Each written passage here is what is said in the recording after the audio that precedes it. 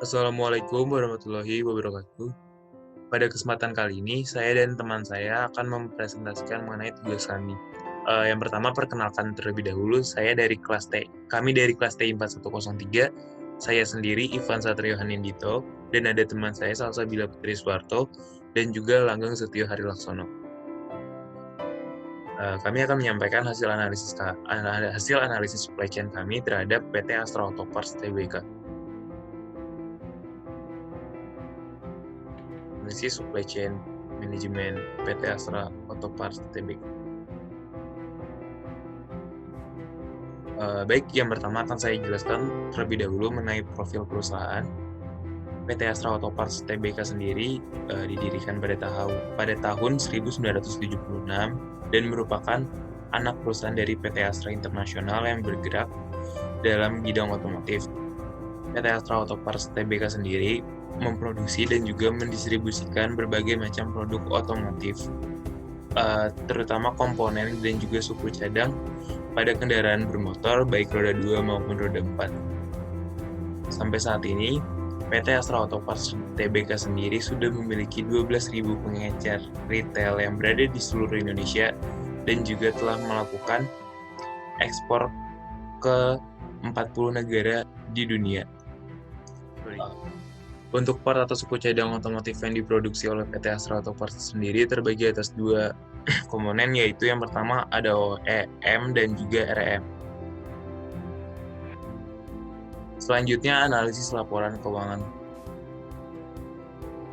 Nah, pada analisis laporan keuangan sendiri kami akan menyampaikan beberapa hasil dari analisis kami yang pada laporan keuangan PT Astra Auto Parts Tbk sendiri di tahun 2017 dan juga 2018. Kami telah melakukan analisis dan mendapatkan berbagai macam data di sini. Yang pertama itu ada return of asset. Untuk return of asset sendiri atau kemampuan perusahaan untuk melakukan keuntungan berdasarkan aset yang dimiliki.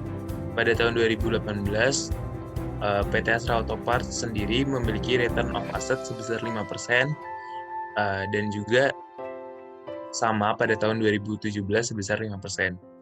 Untuk return of equity atau berdasarkan modal yang didapatkan, perusahaan memiliki ROE sebesar 6% di tahun 2018, lebih besar dari tahun 2017 yaitu sebesar 5%.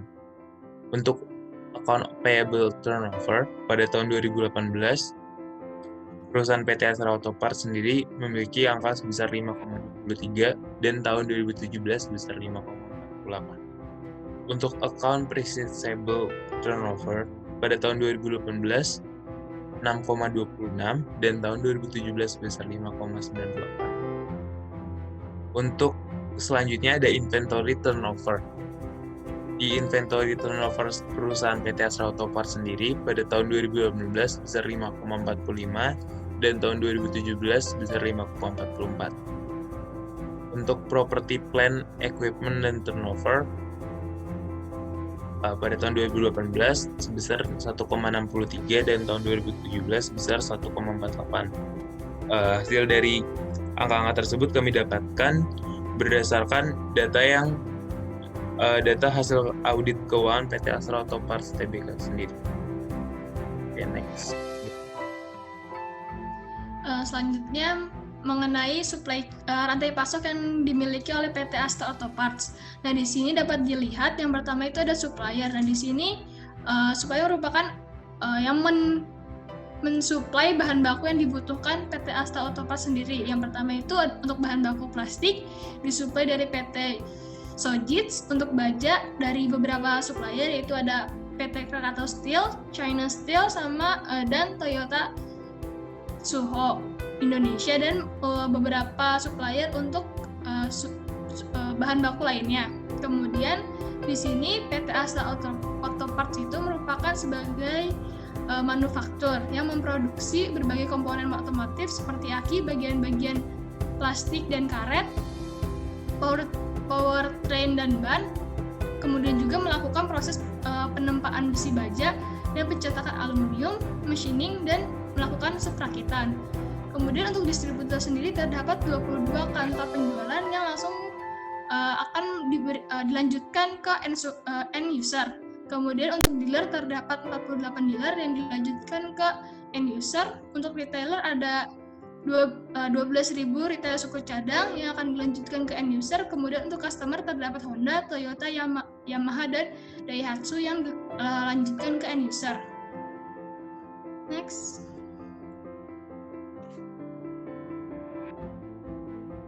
Oke, slide selanjutnya tentang masalah yang ada pada PT Astra Auto Parts dalam supply chain-nya. Yang pertama ada kolaborasi antara perusahaan-perusahaan sebelum end user seperti distributor, dealer, retailer, dan customer, dan pembagian informasi yang masih kurang tertata. Selanjutnya ada penyediaan supply produk yang sempat terputus karena adanya masalah transportasi dan cacat dari produk yang akan dikirim. Selanjutnya yang ketiga ada ketergantungan pada permintaan pelanggan OEM.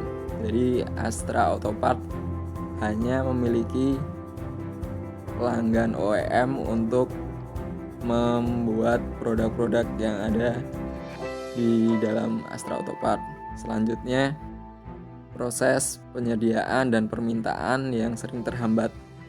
Ini disebabkan karena kebijakan pemerintah seperti kebijakan fiskal, impor, dan ekspor.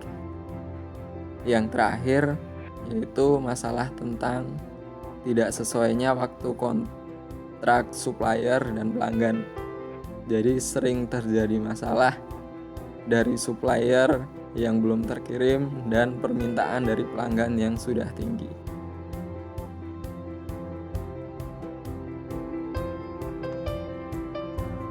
Selanjutnya mengenai identifikasi jaringan distribusi yang sesuai untuk PT Astra Auto Parts. Nah, untuk menentukan jaringan distribusi yang sesuai diperhatikan dari masalah supply chain yang tadi sudah dijelaskan.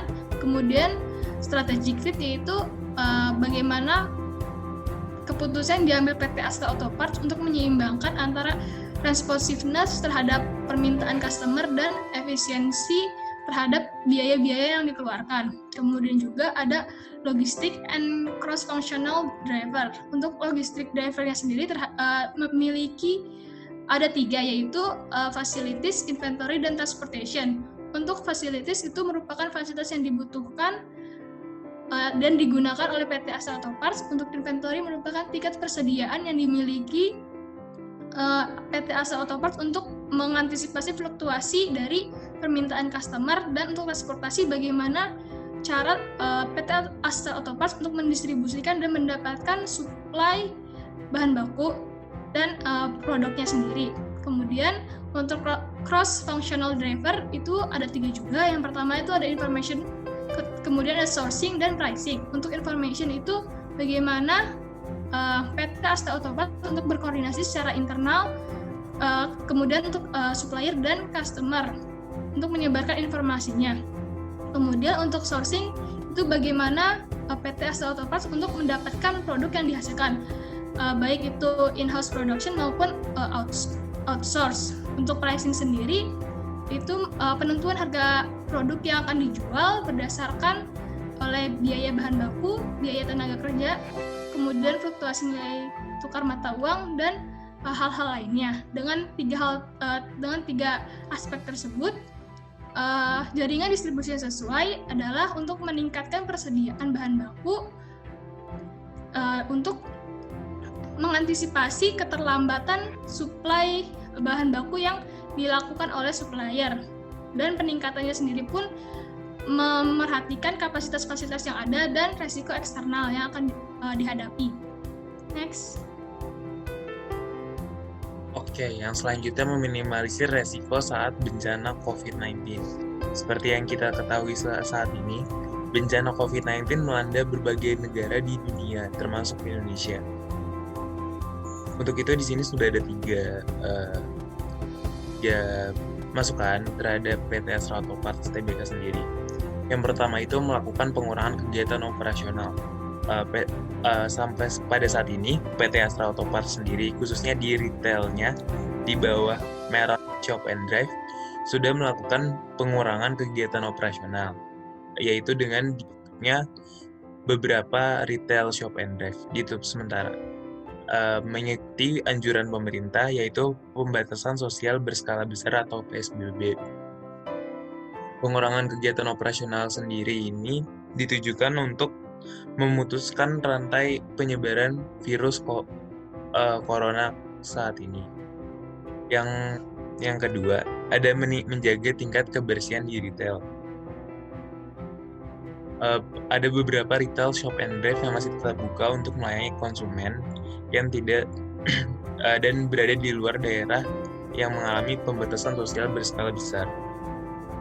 Kami memiliki saran yaitu untuk karyawan dan juga konsumen agar tetap saling menjaga jarak sejauh minimal 1 meter agar tidak menyebarnya penyakit ini, dan juga memperhatikan terhadap kebersihan yang ada dan juga menambah fasilitas kebersihan seperti hand sanitizer dan juga disinfektan pada setiap produknya. Yang ketiga yaitu mengurangi produksi dan supply. Seperti yang sudah saya jelaskan sebelumnya, adanya pembatasan sosial berskala besar membuat PT Astra Auto Parts Tbk sendiri menutup sementara beberapa retail Shop and Drive yang ada di Jakarta dan juga Jawa Barat. Dan mereka melakukan pengiriman secara online dan juga tidak saling bersentuhan antara karyawan dan konsumennya. Karena adanya pembatasan sosial, maka adanya juga penurunan demand dari konsumen terhadap produk-produk Shop and Drive dan juga PT Astra Auto Parts Tbk sendiri.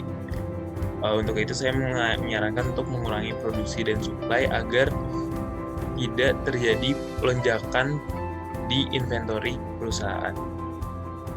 Oke, next.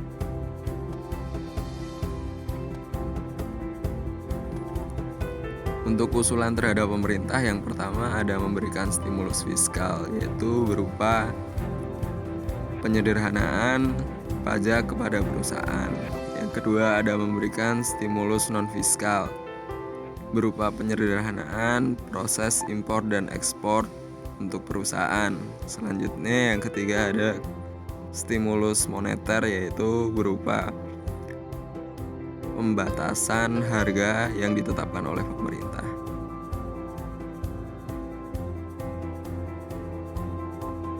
Oke, baik, sekian dulu presentasi dari kelompok kami saat ini terhadap analisis supply chain management di PT Astra Auto Parts Tbk. Terima kasih atas waktu yang sudah diluangkan untuk melihat video ini. Lebih kurangnya mohon maaf dan wassalamualaikum warahmatullahi wabarakatuh.